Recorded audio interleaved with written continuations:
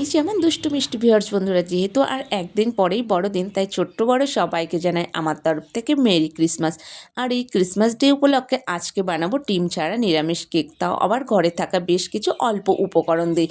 চলো তাহলে কেক বানানোটা শুরু করি। প্রথমে একটা বোল্ড নিয়েছি, বোল্ডের মধ্যে নিয়েছিলাম আমি 1.5 বাটি দুধ, 1 বাটি চিনি দুধ ভালো করে মিশিয়ে নিয়ে তারপরে দিয়েছিলাম 1 বাটি ময়দা, 1 বাটি সুজি।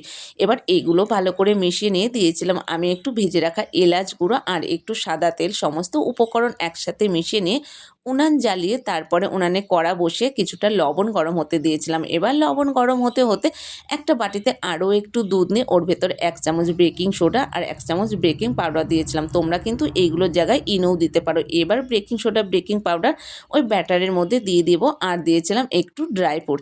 এবার একটা বাটি নিয়েছি, বাটি নিয়ে ওর ভেতরে একটু তেল মাখিয়ে নিয়েছিলাম, তার উপরে আর একটা পেপার দিয়ে তার উপরে আবারও একটু তেল মাখিয়ে নিয়ে ওই ব্যাটারটাকে দিয়ে দিয়েছি। ব্যাটারটাকে দিয়ে কিন্তু উনানে একটা স্ট্যান্ড বসিয়ে নিয়ে আমি ওই বাটিটা বসিয়ে দিয়ে কিছুক্ষণের জন্য ঢাকা চাপা দিয়ে দিয়েছিলাম। আর কিছুক্ষণ পরে এই ঢাকা চাপাটা খুলে নিয়ে উপর দিয়ে আরও কিছু ড্রাই ফ্রুট সাজিয়ে দিয়েছিলাম। তারপরে ব্যাস এটা মোটামুটি 50 মিনিট মতো আমি ব্রেক করেছিলাম। এবার 50 মিনিট পরে ঢাকা চাপাটা তুলে নিয়ে একটা টুথপিক দিয়ে আমি দেখলাম এটা কিন্তু পুরোপুরি হয়ে গেছে, কোথাও কিন্তু একটুও কাঁচা নেই। তারপরে কিন্তু দেখো আমি বাবুকে নিয়ে এটা কাটতে বসে গেছে। আর তোমরা যারা ডিম খাও না তারা কিন্তু এরকম নিরামিষ কেক একবার বাড়িতে ট্রাই করে দেখতেই পারো। এটা কিন্তু খেতে ভীষণ দারুণ আর খুব সুস্বাদুও। আর এটা যতটা নরম হয়েছিল আর ততটাই কিন্তু ছিল ভীষণ স্পঞ্জিও।